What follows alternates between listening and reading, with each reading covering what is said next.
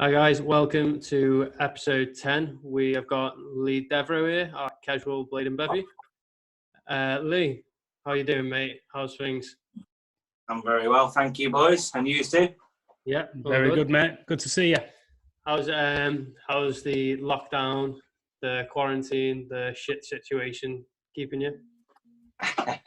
Swings and roundabouts, really. I mean, I'm half blessed to be in the place I'm in. We've got a lot of land. We've got a river. I like fishing and go fishing. Can ride my bike till I fell off it the other day and sold it because I'm going to kill myself. That's another story. Yeah, all right. I mean, being locked down here is actually all right. I can't really complain about that. But yeah, it's been all right. It's been all right. Whereabouts are you based now, Lee? I'm actually all right. So I'm telling everyone where I am. Okay. Just the general area. We don't need a postcode. It's okay. So I'm actually based in between Wrexham, Gresford, Fly, and a couple of other villages. It's just 15 minutes outside of Chester. Right. But Okay. we're segregated. Yeah. That's kind of the reason I asked, because I was wondering, are you in England or Wales? Because I know they've got different lockdown rules. That was all. Borderline. I'm on the board. You could throw a stone from England to Wales where we are. So we're 10 minutes from Chester. Fair play. So whereas Jake Ricketts is allowed to play out, I'm not. I'm still grounded. But I could chuck a stone and hit him with it from here. Yeah, nobody's going to really question Jake, though. Might Just try. him looking like a reckless teenager. It's a bit different, isn't it? Yeah, it's a bit different. So obviously you're living in Chester now, but originally you're a Manchester boy, aren't you? I am born and bred in Manchester, yeah. I'm from Ashton, Tameside. Right, okay. That's where all my family are there. Nice. But my adopted family are here. Yeah. So you've put up a little selection for everyone to look at as well as listen. No, this is my shrine. I sit here every day. There's a mirror in front of me. I just get your meditation in. I am not that guy. I don't have the ego, but I did want to just, there's a couple of pieces I'm proud of, a couple of pictures that I do hang on the wall, and there is a gap for the one last thing that I did want to collect or achieve in rollerblading, which is on its way. And then the rest is just bits and bobs that I've been sent, and I represent. I obviously represent Blade Club, G Boots, especially G Boots, on my grind. So, these are just bits of products that get sent to me that, as you know, we advertise and ride with and stuff. So, they're a part of me, they're a part of this. So here they are, I guess. I think I also have that image on my wall, which is behind your head. That the one. Oh yeah, the Rocket Free. I remember, you asked me for a picture. I sent that. I think I've got the flat 5. Maybe you're actually. Oh no, actually, I don't know. I can't remember. Tell a lie. You might have the Rocket Free or the flat 5. Maybe I don't. I think it's the flat 5 where you. I can't keep up with myself, lads. If I'm in the air, I don't even know myself what's going on. You know what I mean? So, obviously, the travelling lockdown situation has been probably a bit shit with travelling back and forth to Spain for yourself, because that was quite a frequent. Yeah, that's with the G Boots thing. We was putting in a lot of work there, and this has kind of ground everything to a halt. I mean, for everybody, not just myself. And I know we're all in the same boat. And it's kind of grounded what we were progressing towards. So maybe, future things may just be a little tiny bit held back. Makes you a bit like, but it is what it is. We're all in the same boat. It's not just the country; it's the world. So going back to that, Lee, the G Boots thing. Where did that kind of take off from? What kind of lit the spark? Well, I tell you what it was, right? The guy that owns it, called Pepe. Shout out Pepe. Shout out Pepe. He's unreal. Like, this is the thing, there's another guy that owns it with him called Santiago. But I met Pepe like this at Winter Clash. I think it was last year or the year before. I was skating and I had an almighty crash with this guy, Pepe. I'd never met him before. This is how I met him. Bang, face to face.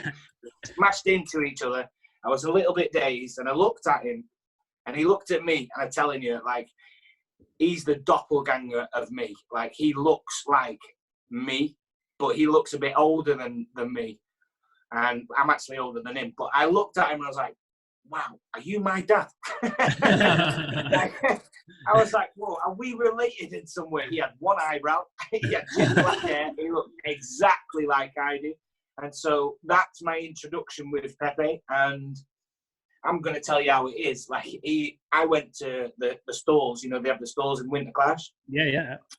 And again, I saw this guy there. We both had lumps on our heads. And I was like, whoa, so what's this? And at the time, he had the G-Boot store, which was right next to USD. Okay. As you know, I rode for USD for a long time. Yep. 10 years or more as a whatever sponsored rider with them. And G-Boots were next to him, next to USD with this store. This guy that looks just like me. I picked up this boot, which actually was this boot at the time. This is what they were advertising, and I was like, "What's this?" He explained that he's a cobbler. Is it a cobbler or shoemaker? Right. Yeah. His family business is he makes shoes, and he is unreal at it. So this is a USD 7 skate, and what Pepe and Santiago do is make skins for the USD 7. Okay. Now there's talks with Razors and Roses about doing stuff for them and all the rest of it. But at the time, that's what it was. So I picked up this lovely skate. It looked amazing, and I was a bit dumbfounded. I was like, wow. I was like, okay. I said to him, there's no name on this boot. He was like, no, that is right. He's Spanish, of course. He's from Alicante. Yeah. And I was joking, and I said, yeah, my name would look good there. I'm cheeky. What do you want? And he gave me a look, and I give him a look, and that kind of sparked off an idea. And so, yeah, that's how that kind of took off, really. So, yeah, from there, it took a little while, but then I rung him maybe 9 months after that meeting, because I had no intention of leaving USD at the time. Or being kicked off because I'm not good enough anymore. I think depends who you talk to, who you ask. Yeah, it depends who you talk to, how it went. So my version is all that matters right now. And so I rung him up and I said, "Is the offer still on the table?" And he said, "Of course." And I was like, "Right, here we go. Let's start it off." And so I took my first trip out to Alicante, where I met Richard Vasquez. You know Richard Vasquez. You know that guy. He is unreal. He's been one of my kind of idol kind of people for a long, long time, especially when I was younger. He's been about a long, long time. So anyway, yeah, and it took off from there regarding how this came about with G-Boots. So the USD part side of things, I think I mention it every time I see you. The back to which I reply, no comment. Yeah.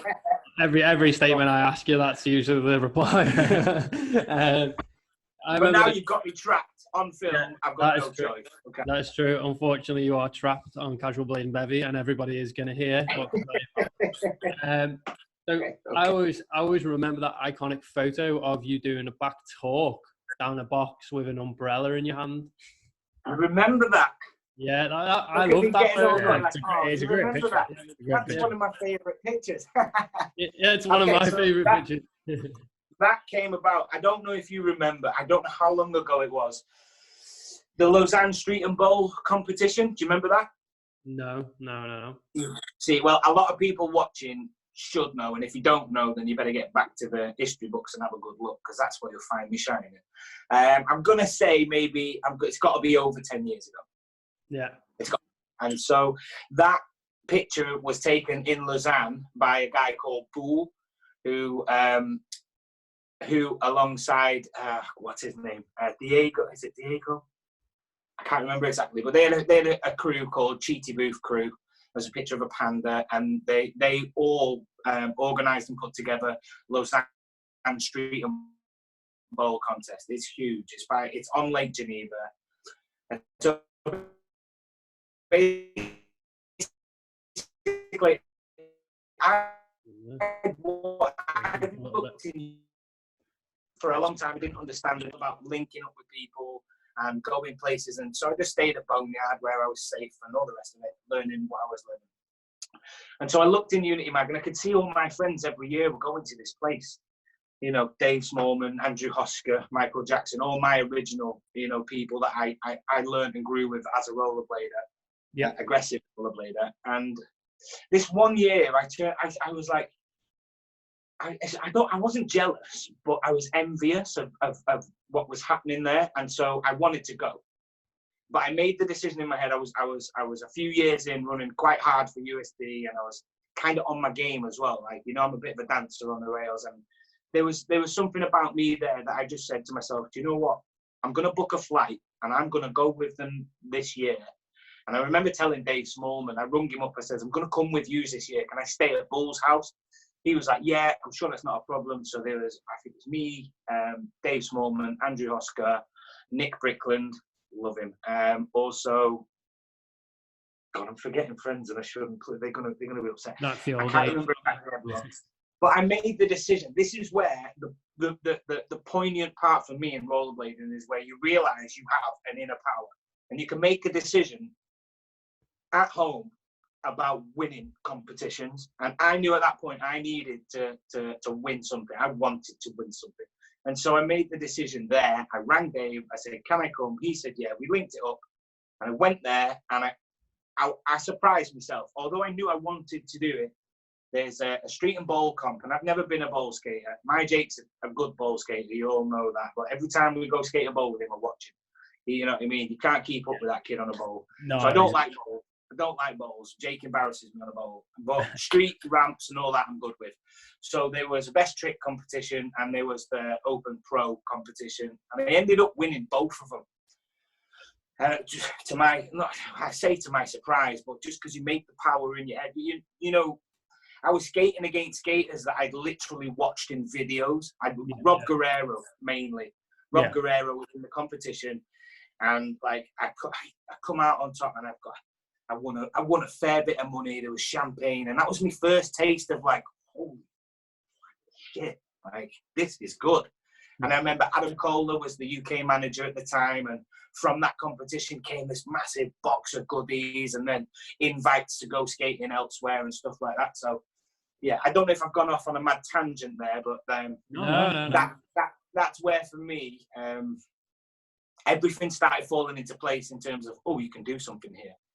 Yeah. Do you know what I mean? So, I'm sure it's a lot of questions and a lot of listeners that would like to hear your stories and like to know what you've been up to and what you've done in previous rollerblading history.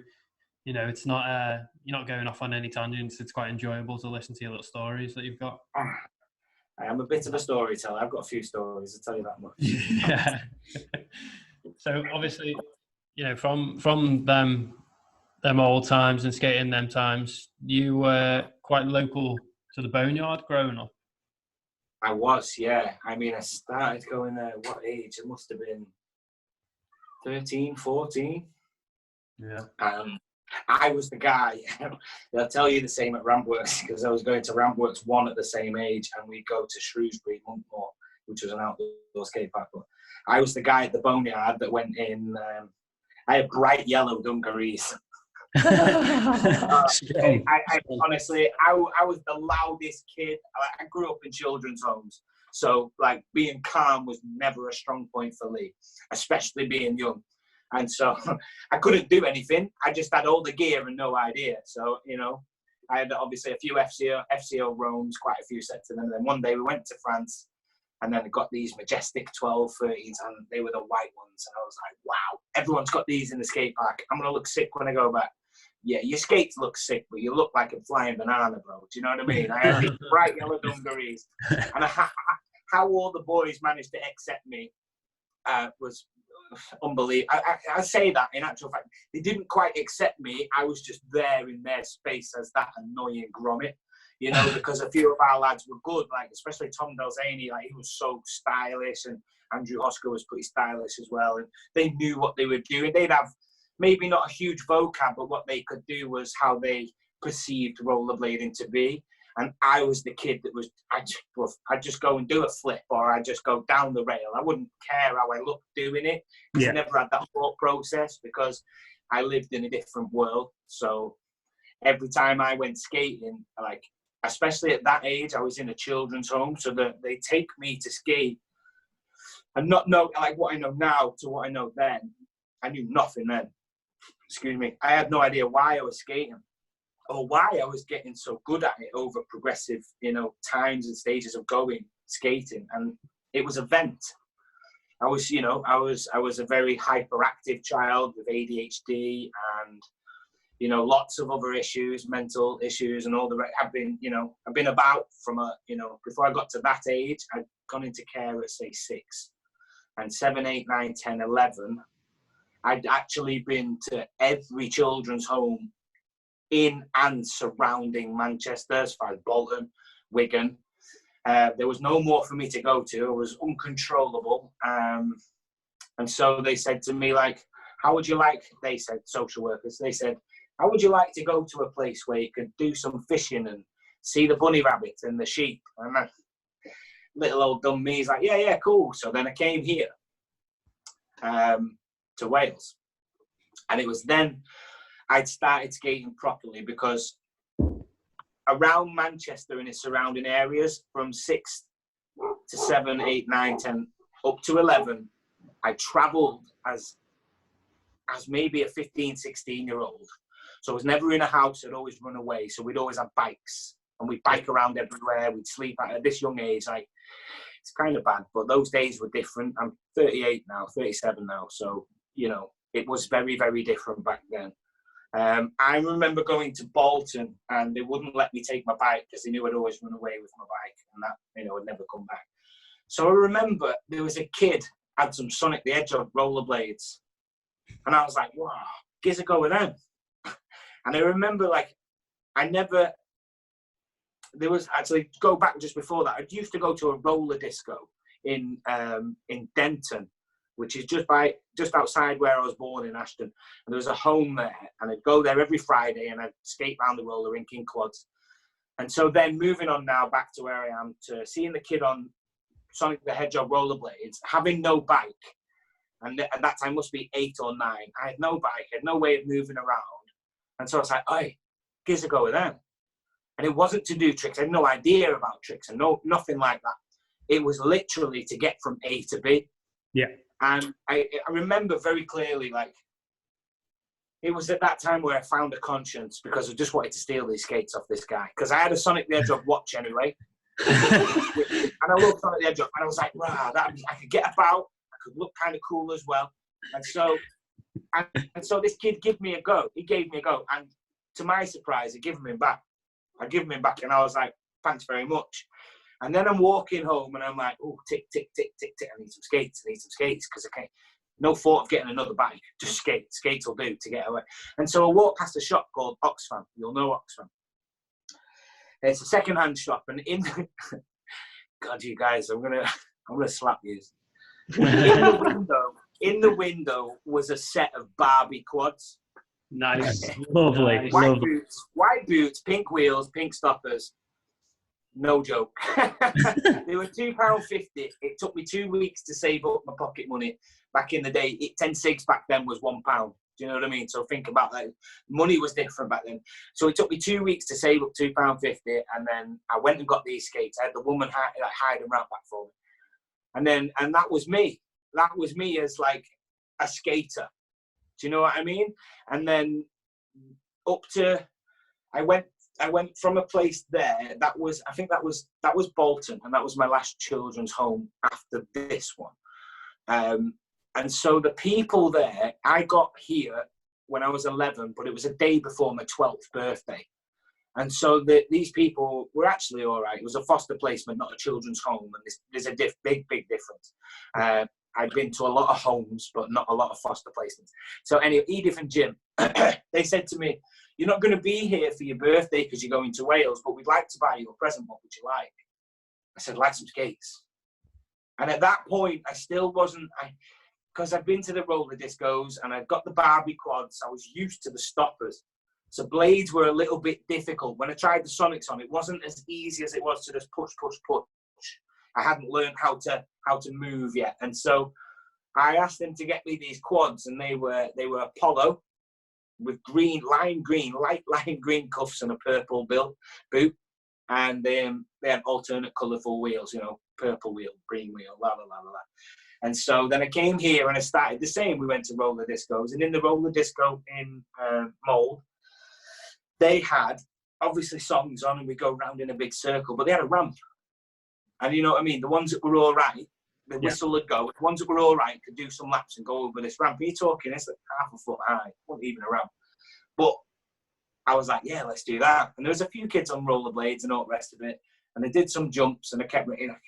Unless I did a 180, this is why you'll understand this now. Unless I did a 180, I wasn't stable on skates landing forward, because my stoppers had always tripped me up and I'd fall forward. So I was like, so land backwards on your stoppers. So I'd be landing backwards, stopping. Do you know what I mean? And that was easier. So that's why I find a 720 easier than a 360, or a 540 easier than or whatever else. Do you understand what I mean? So yeah, landing. I remember that's where that locked in. And so, yeah, so that's my build up in understanding of rollerblading. And then from the discos here, there was Boneyard, and then I changed to FCO Roans.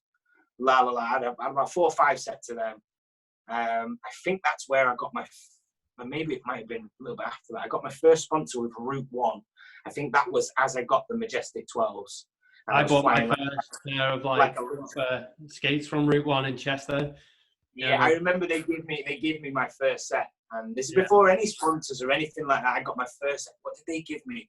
I think my first set from there was Rollerblade TRS Tresidors, Tory Tresidors. Oh yeah. Yes, they were rollerblades. You know more about my history than I do. I went through a lot of those TRS. Hey, I really did. I learned backslides in them. I remember clearly I'd backslide everything, and it was always backslide step overs for me. Always backslide step over porn star.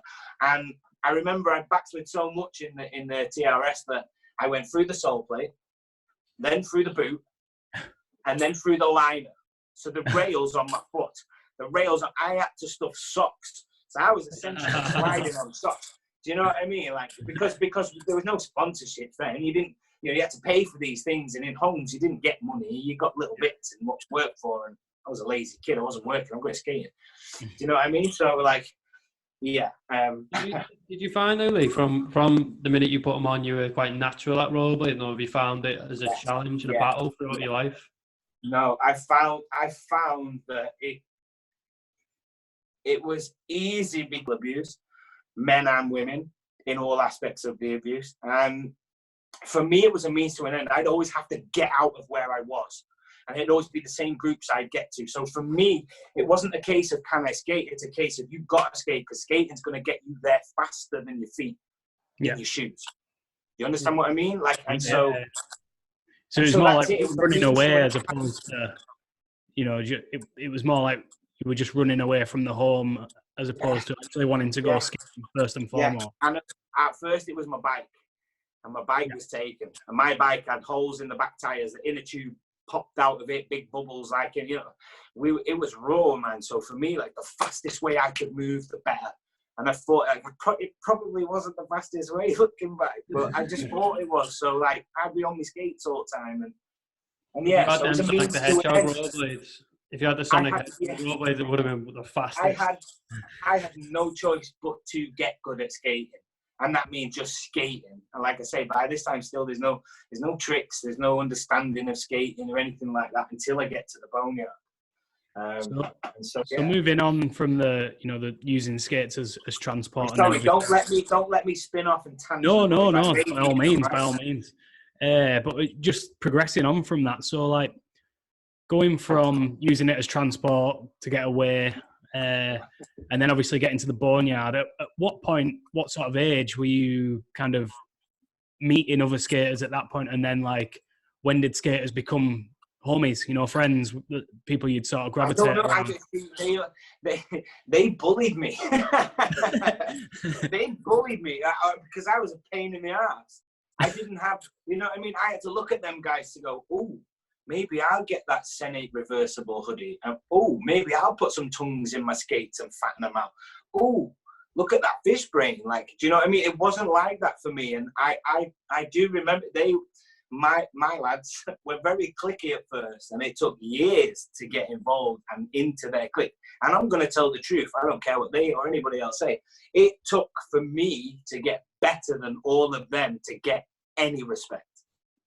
Fair play. You understand what I mean? Yeah.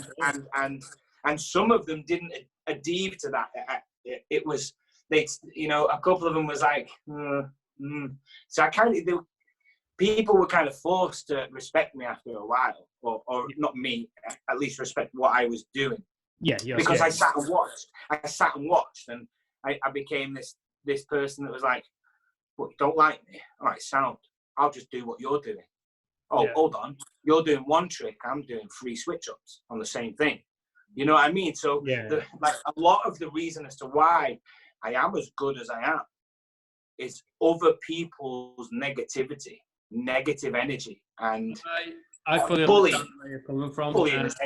Because obviously when I love them all now, don't get me wrong. Like I'm grateful to them all. I talk to them all. We're all friends-ish, I think. Ish. I fully understand what you're saying, mate. Because obviously when I was working for Rampwork Skate Park, and there was a lot of kids that used to come in with care, and the care workers would either sit in the car or wait round in the skate park while but these kids would be going up to like the local lads who they'd see there all the time and try and be involved with their games, what they were doing, try and be involved.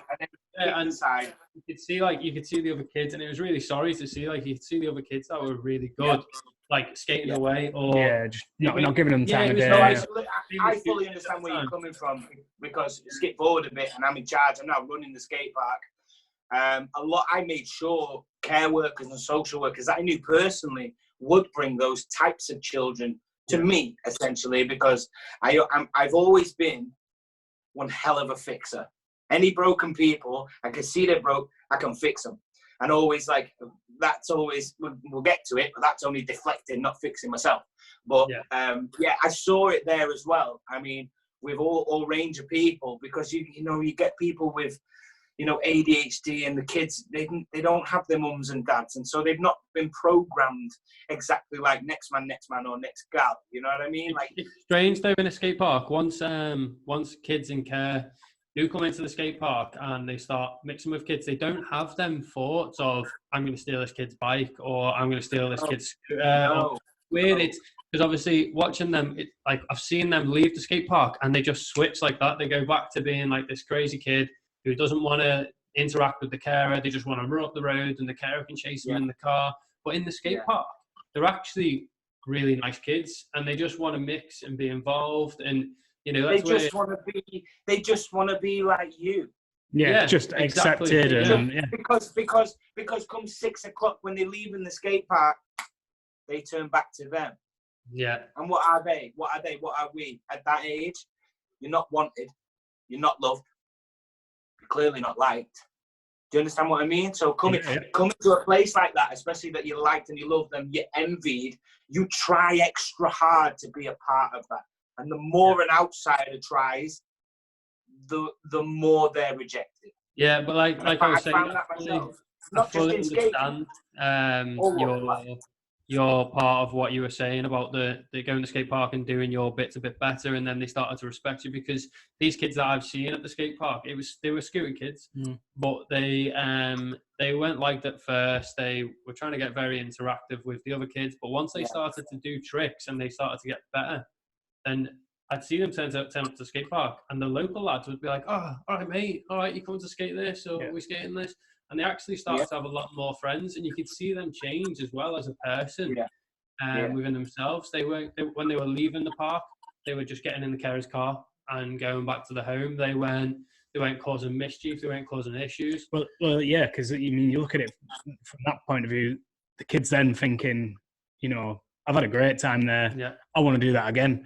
I'm not going to do Exactly. that. I'm smashing fuck out of Lado's car. You know what I mean? Like, Yeah, exactly. Well, that's the thing. If you gotta have weren't that good switch.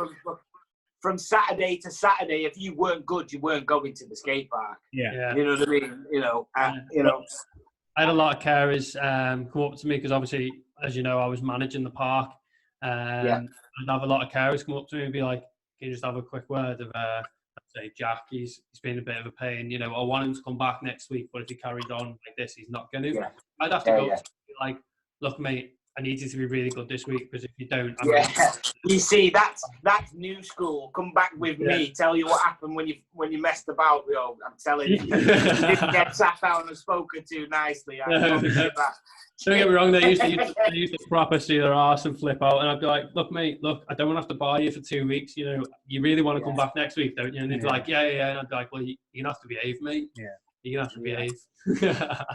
Yeah. So, do you want to go into any of your history yourself? I mean, ask me any questions that you've got inside your own mind from how you've seen me over the years and all the rest of it. I mean, I guess I could say the perception that I've given out over the years, especially now, given how I am mentally, which is much more stabler. I've given out a perception over the years that I think I have, at least, that I'm something I'm not. I mean, I've never had an ego. You know me personally. Yeah. You know, so I'm not somebody who has egotistical tendencies. I'm not somebody, I mean, not in rollerblading anyway, not with what I do. Like I say, everything I've done with my skates is like, it's probably mental really, but I used rollerblading as a vent, as a how do I say it? I'm bipolar. I've got a few mental issues. Of course, growing the way I've grown, you're gonna come out, you know, a product of an environment. It took me an awful long time to understand that. In turn, I could never understand myself because I couldn't understand where I'd come from, because you're riddled with questions. It's always why? And so until you get to a point, and usually for a person like me, it's a big wall. It's a big, big wall. And I'm 37 now, and you'll remember at 28, 29, I had 2 heart attacks. Yeah. That wall wasn't big enough. Lee didn't learn, you know? So, you know, it took a long, long time for me to find, I think, who I am, who I'm meant to be. I mean, I think we all struggle with that journey anyway, but I think for me, it took me a long time to understand I was a product of an environment, and that in turn made me behave and act a certain way. I can't. That doesn't justify or give excuses as to why I've done things or acted or whatever. It's a reason. You understand? It's a reason. You can then comprehend in your own mind how. I think if I was just in all honesty, I think if I was just adopted as well. Obviously, I'm not. My mother's adopted, but you know, when it comes to a point in her life where, you know, that was the only problem she had, but she had questions, and she wanted to know who was her mum and dad, and you know, it got to the point where she wanted to start asking around, and you know, it's not just the adoption part side of things that you've had to deal with, and you know, you grow with an emptiness. Yeah, but it's understandable that you've got about 1,000 questions to, like, what's happened in your life or what's gone in your life, because just like I said with my mum, with that one thing in her life, she had thousands of questions on that just to begin with me, and you know, you've gone down a lot worse road growing up. You can understand my timeline. You know, you've got to get to a point where you just accept it. There are some things you can deal with, and some things in my life in which I will be dealing with, but a lot of it you just have to accept, because otherwise you do what I've done and been really good at. You bury your head in the sand and you just keep there. And you know, as you know yourself, there's only so much you can take of that, mate.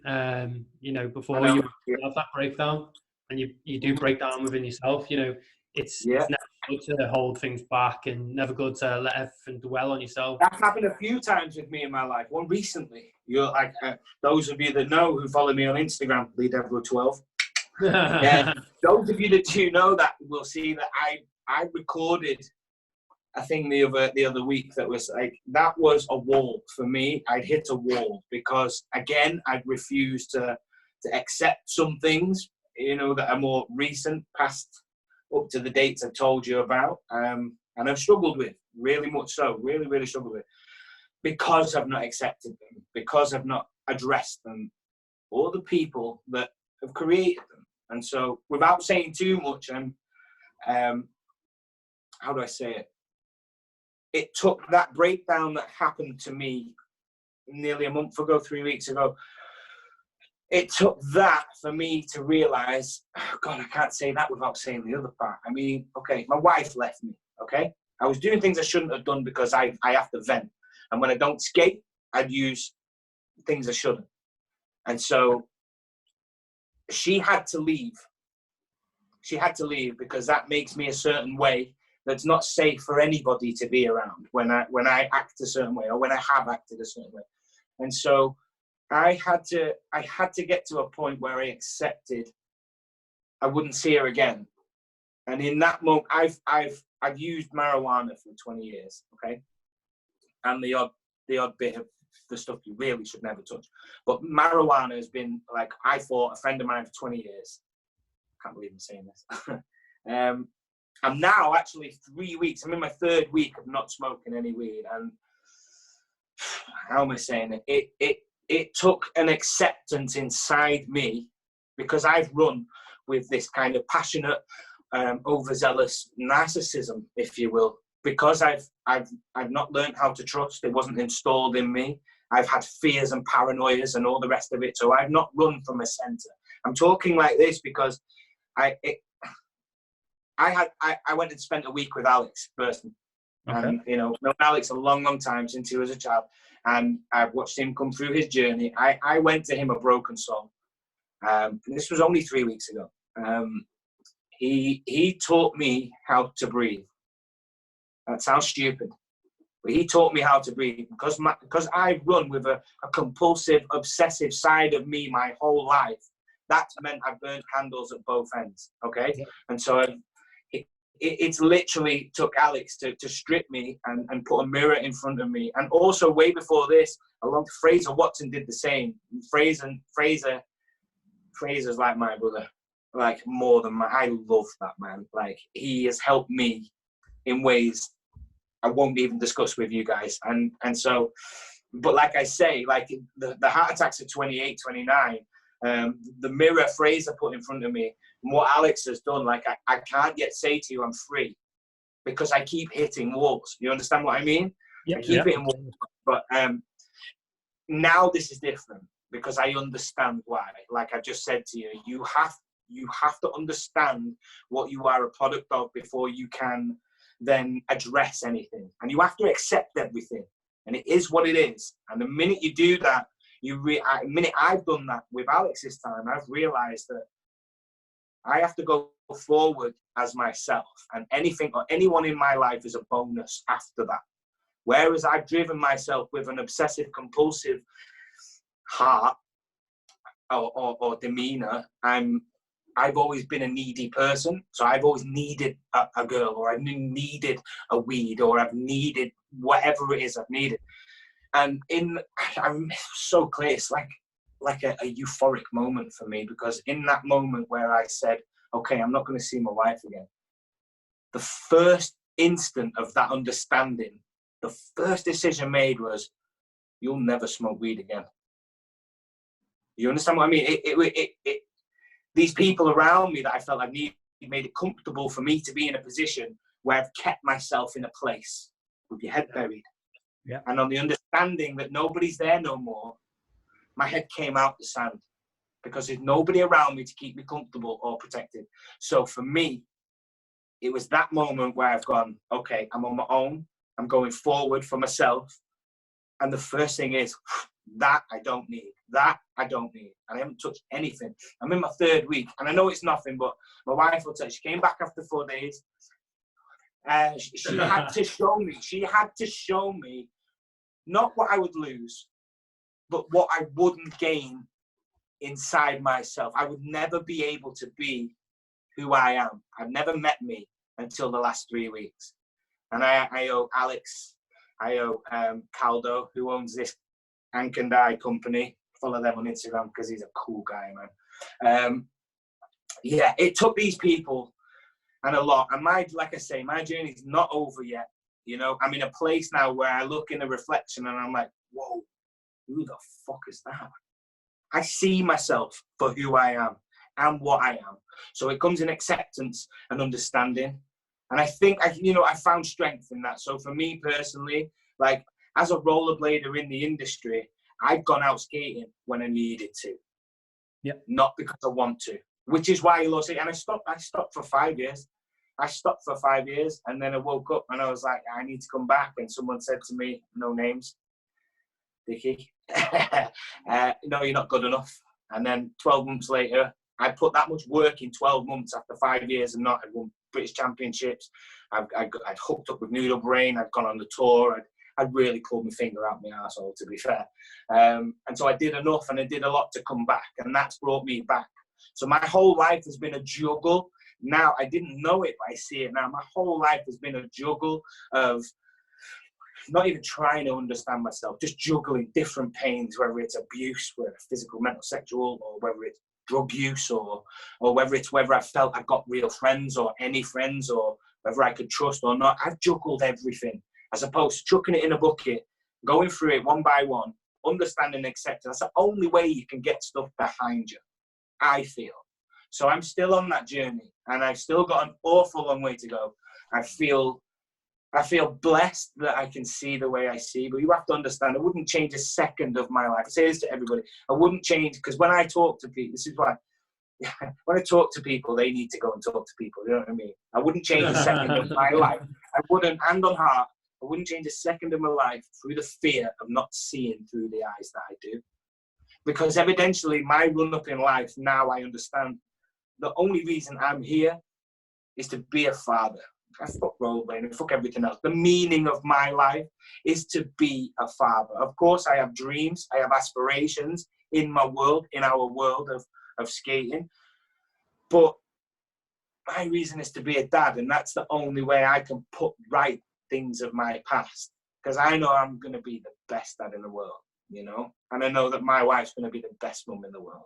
And so the family aspect of things for me is it just means I can let go of everything else. The questions, why, doesn't matter. Look what's in front of you. Yeah. So okay? it's Do you understand? kind of the so, same. yeah. Kind of the same for me, and I'm sure you can agree with this. So obviously, when you stop smoking pot, and you have done for so many years, obviously, you know, I used to love a joint myself, and maybe a bit more. And once you stop doing that, within the first 3 weeks, it takes about a week. Your brain and your actual head's still quite groggy. It's weird. And then you know what? I'm not even kidding. I'm waking up 3-4 times a night. I go to bed in a tracksuit. I'm waking up 3-4 times a night, piss wet through. I mean, It's still, you have to understand, 20 years and I've gone morning, noon, and night. I've never stopped. Those that know me know. Those that don't believe. And so it's going to take a long time for my body to be clean, if you will. My mind is clean. The paranoia left me in a week. 2 weeks, I feel brand new. 3 weeks now going into, I'm like, wow. But yeah, I mean, it takes longer than that. I'll be happy when I get to 12 months, because that will show for me, that will show strength. That will show me that my strength that I feel I've got is real. Excuse me. And it will definitely determine that my body has flushed everything out. But she'll tell you, I wake up 3-4 times a night, she has to get me changed. Don't feel negative within the first year if you do have any other sorts of there will be nothing. Listen very clearly, very carefully. There will be nothing. CBD oil and the flower is the only thing that will be in my life. There is nothing. There is never going to be another drug come through my body ever. There was only ever 2 anyway. One was really bad. I don't even want to mention the other. It's bad. You don't touch them, and that's it. And that where I'm at now, I'm never going to be weak enough because I see enough through my center, not through an obsessive compulsive part of me. I run from my center now, and I can breathe, and I'm slowly. Alex, thank you very much. So I know I can make that decision, and I'm going to be. I don't know how you felt with it, but what is this, a counselling thing or a rollerblading thing? No, it's a bit of both, mate. To be honest.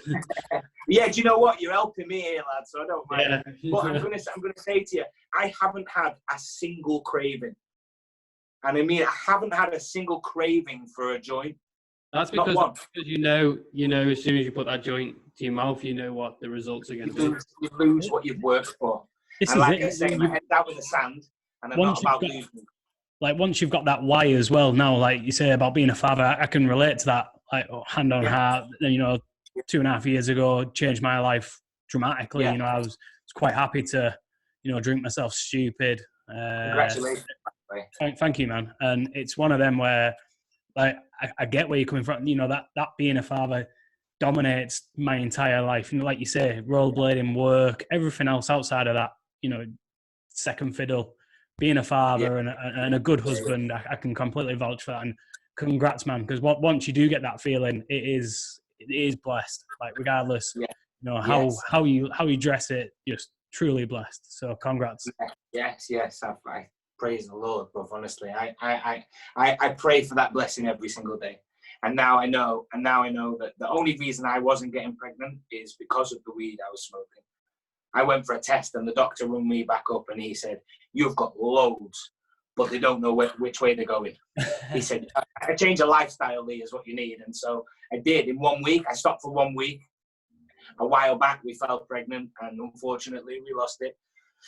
But I know now because I'm I'm stopping smoking. I turned vegan. You might catch me with a little piece of chicken now and then, but I eat what vegans eat.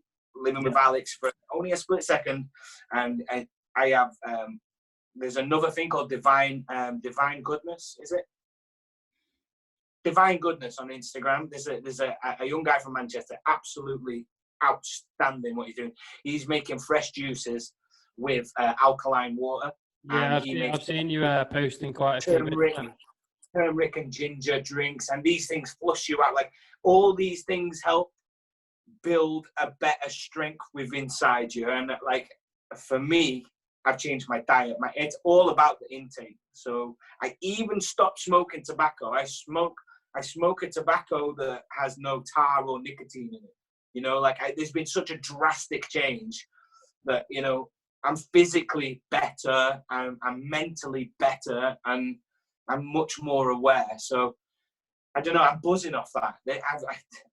I felt more higher in the last 3 weeks off a natural high than I ever have of any bud you can smoke. It's all well and good, Lee, but I'd still be fuming at USD. Why? Where's your fucking pro skate? Where's the pro skate, Lee? Well, do you know what, boys?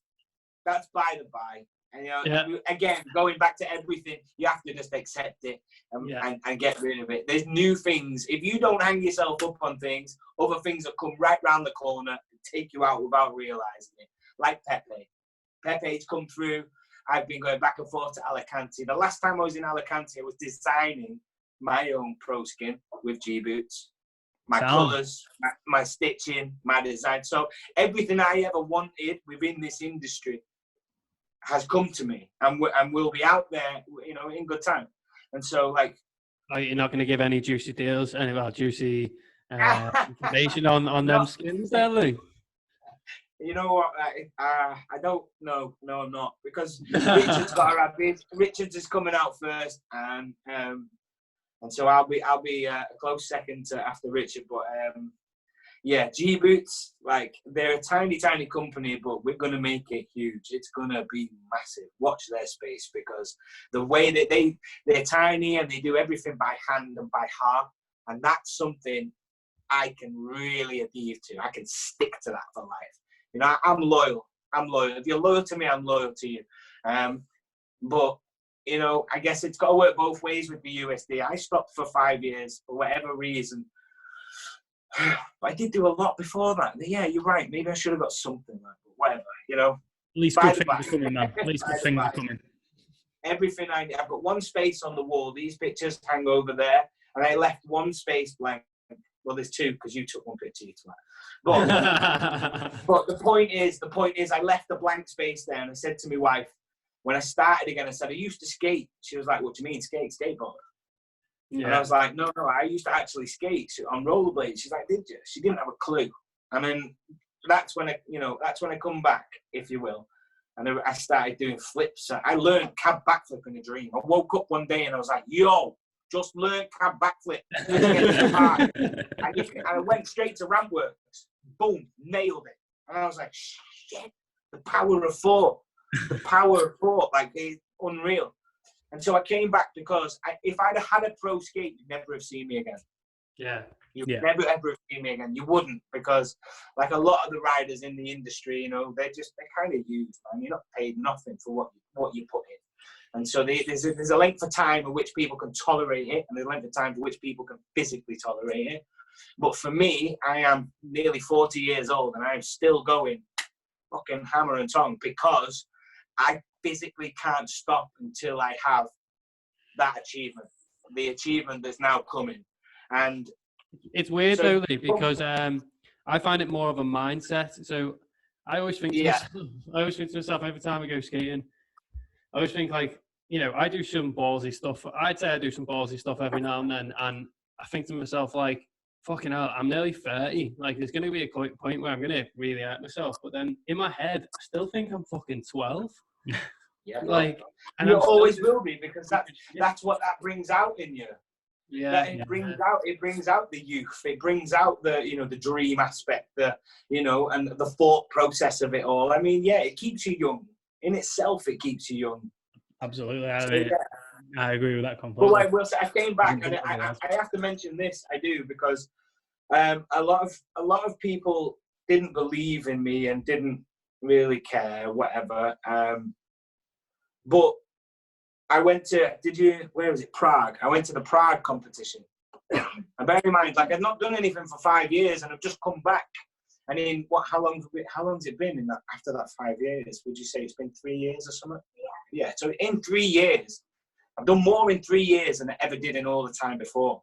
I took for granted. Well, I can't even say I took for granted, because I wasn't aware of what I was doing. I was venting. Yeah. But when I've come back, I've made a decision. And the decision is, I'm not leaving until I got my name on something. Not through an egotistical side of things, because I'm not like that. I don't run like that, even though I run obsessive compulsively, or did do, because now I run from the centre. I just wanted to not walk away from something, or not be a part of something that I hadn't made an impression on. And I know I've made an impression on it.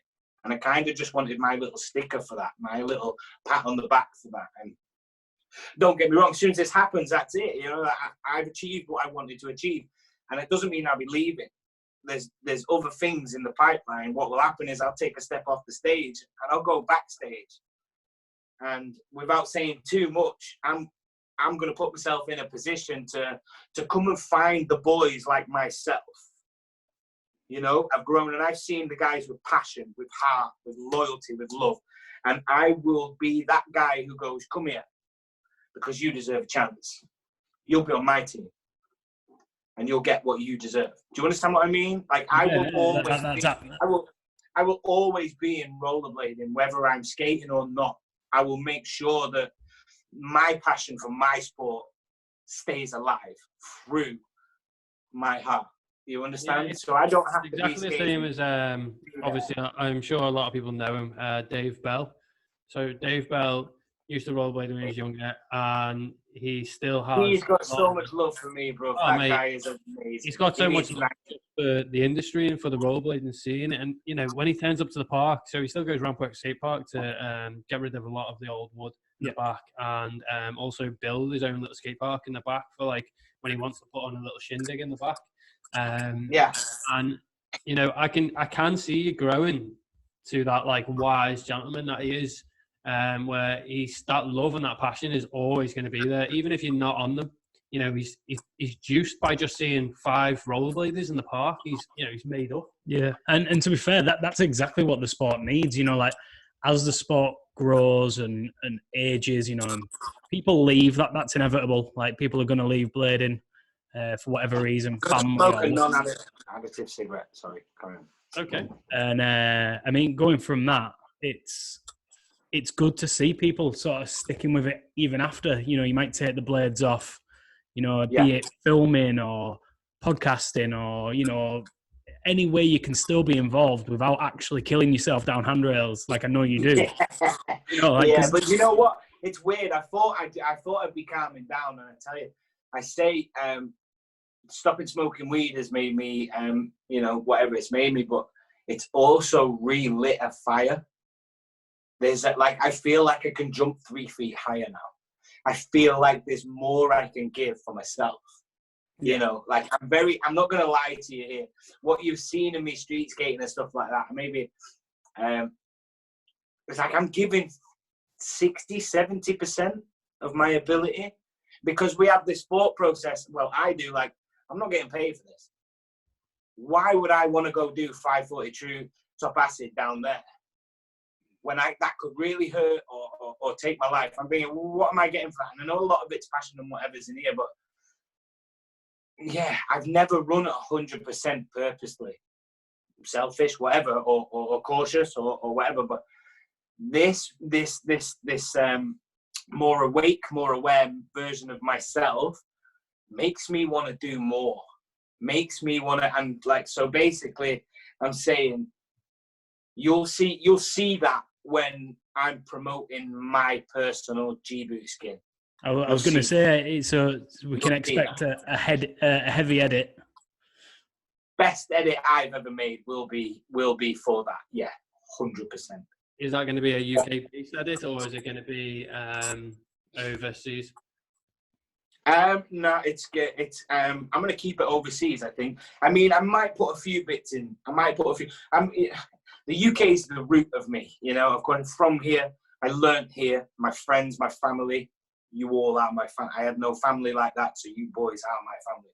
So, you know, yeah. I mean, I will put bits of it in, but I feel more at home in Europe. I feel more accepted. I always have felt more accepted, more loved there. And I'm, you know, needy. You know, just because I don't run from here and I run from here now, we still are who we are. We all like to be loved. We all like to be respected. Yep. And I just feel there's more respect for me out there, so the majority of it will be out there, yeah. But then there's other things that are happening. You know, I've got a friend called Chris DeLonge Ingham. You know, he's got a YouTube channel, and me and him are talking. I don't want to give too much away, but there's a lot to come. There's a lot to come. There really is, and me and him are going to be doing a lot in terms of going places, making edits, and then, you know, VODs for his channel, basically. And so we're trying, what I want to do is, because he has a family channel on YouTube, it's all family orientated. So there's a lot of children involved. Yeah. And so what I want to do, I want to not reinvent or start anew, but I want to pull all those kids into our world, but give them like, I don't want them to think drinking and smoking weed are things cool, because it's just fucking not. And let's be honest, those actual people that do it need to look inside themselves, and if they don't know already, they'll find out that, oh, actually, don't want to do this, don't want to do it. Look at yourself, look at myself. 20 years we're thinking we're cool. Yeah. No, we're not cool. You're dickhead. You're a dickhead doing that. If you're gonna influence a child right. Fine, you know, show the child the roots of rollerblading, not you while you're doing it. Show the roots of it, the purity of it, and then train them and teach them, like Whitney Houston said, teach them well and all that crap. Do you know what I mean? You've got to. And I want to be a part of making our industry as big as it can be. I'm not cool with it being a little niche type thing like that in little cliquey groups. Remember, I was outside those cliquey groups. I think it's for everybody that wants to do it. And so for me, my heart and my passion is quite big in reaching into Chris's world and pulling a ruckload. He's got what, maybe 1.5 million subscribers, like, and they all love what he does on his skates, and they all want to do it. Even his daughters are doing it now, and so I like that guy, and I like the rapport I have with him, and I'm very excited for what we're about to do in the future. Well, just obviously, I don't know if you've listened to any of our other podcasts, but just to let you know, and obviously, I think I've mentioned it in previous podcasts, but probably yes, I have. Of course, I have. I watched the interview with Ricketts. Yeah, a little bit of a boost though for you, mate. Sales have gone up by 300% since lockdown. Sales so for everybody you is getting on them. No. Sales for rollerblades in general. There you are. Rollerblades have gone 300% since lockdown due to Europeans not being. Just wait, mate. Honestly, it's gonna go up. Yeah, I think it's back on the up, mate. I hope so. Yeah. Lee, is there anything else that you would like to talk about, or anything you want to tell the world before we call it a night? I mean, there's as far as I'm an ongoing story, I'm like the never-ending story. My story is and will continue to write itself. I'm in a place now where I'm able to come from a centre, and I can actually script my own path now. And what I want to do is make good, strong, healthy decisions for how I move forward in my life. And what I do have to say is, like, AJ Stein, who owns Blade Club, I'm a part of that, and that I'm blessed to be a part of that. I really, really am. And also with Jason OD, he's an old soldier. He's roots back in the day with Mackie and all the rest of it. Like, with On My Grind, like, I love the support that I have, and I love it. I don't just love it, like, it's like, I'm honoured. I'm honoured when somebody comes to me and says, would you like to ride for us? Would you represent us, or whatever it is? Like, yeah, I would. And I choose my things very carefully. I've said no to a lot of things. Like, I'm not big in the game like that, but I have. Things that I feel have got heart and passion in, like, I really do adhere to that. I like that word. So, G Boots, Pepe, Santiago, I'm blessed. Thank you very much. I'll say that.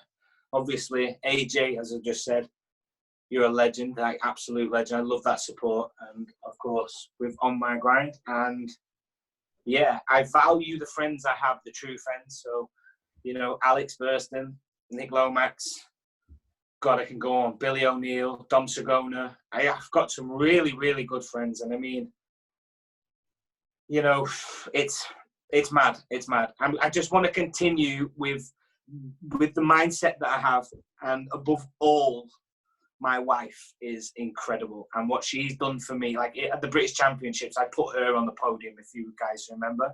I took the try, give it her, I put you're first, you're fucking first. I owe everything to myself first, but the grounding and the grinding to some extent, like, you have to be stripped apart to put yourself back together. And so, like, I owe a lot to Chloe, man. She's a good girl. She's a brilliant wife. I couldn't ask for any better. I can't wait for having a family and moving forward with my life with healthy, strong decisions. So, where are you at? There's a lot I can't.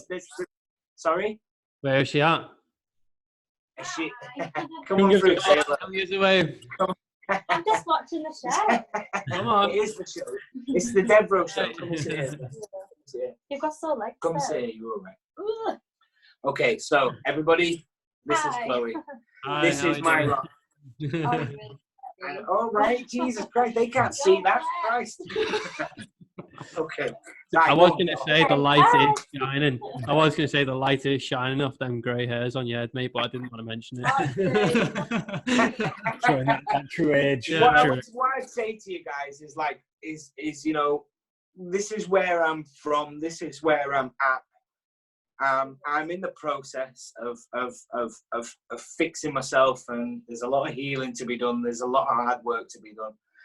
As far as rollerblading's gone, I'm gonna go as far. It's cliche and all the rest of it, but rollerblading has kept me alive in many, many ways, and at many, many stages in my life where I could have buried myself a lot more than just my head.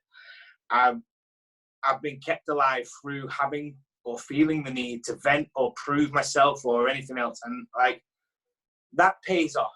So if there's anyone out there that's thinking, oh, I'm not good enough, I can't do this and all the rest of it, Tell yourself you're not good enough. No, I'm not good enough, because it's only going to be that drives you beyond barriers and boundaries that you set for yourself, because we only put ourselves in the paddocks that we place ourselves in. And I think it's silly, because it's good to dream. It's good to aspire to have things. It's good. It's healthy. And you should just go for whatever it is you want in life, in skating, out of skating, whatever, because it's all the same. It's all the same. You just got to look after yourself and go the right way from your center, and everything else will follow. But everything in your life is a bonus, you know? Sounds good, Matt. And to be honest, I feel like there's a lot, especially in the next 12 months to come from you, with the G boots, with, going down the right path and making them strong decisions. And I think we're definitely going to need to do a part 2 on this. And I would say, I would say let's leave it a bit. And I think, I believe so. I think there's so much more to come, and so many more stories to be told. I can't say a lot of things that I maybe should be saying, but I would be able to say at a later date. Yeah, but all I've got to say, Lee, is you've still got to work yourself up to beat me at a game of Blade on the boxing stuff. I have been tame with you, young man, and now we'll see this new drive and passion. Okay then. Then let's have this game of Blade in front of your audience. Maybe not live, whatever. We'll do this. Don't get upset when I blackball you. You love a black ball, Louis. It's been a passion, mate. Well, passion. It's been a pleasure. It's been an absolute privilege. Yeah, it's an honour, mate. That's it. You've got what you want, and now I'm being fobbed up. Well, do you want a second fucking part 2? Otherwise, you're not getting it. Whoa, language, Timothy. Try out here. But, guys, all I can say is I'm extremely blessed to even have you guys to go, let's talk to Devereux, because Devereux's got a lot to say, and I just appreciate it. It's an acknowledgement, and I appreciate it. Thank you very much. Thank you to everybody listening. Thank you to all my sponsors, G Boots, On My Grind, Blade Club, everybody that just gives a shit. I love you all. And I need to say also, the breakdown on my Instagram, and I showed everyone, and everybody followed me. I need to say, the messages from everybody, that people sent me so much goodwill, so much messages. People I didn't even know, man, different countries. Just thank you so much, because that support added to me finding strength inside myself to sit as I am now. And it was 3 weeks ago, but honestly, I'm not a new person. I'm not me again. I'm just me who I should be, because I've managed to shake off a lot of shit. And so thank you to all of you, everybody. I love you, rollerblading, and everybody in it. Thanks very much, man. Lee. Beautiful. Take it easy, man. Good night. God bless. Much love, boys. Thank you very much. Take care.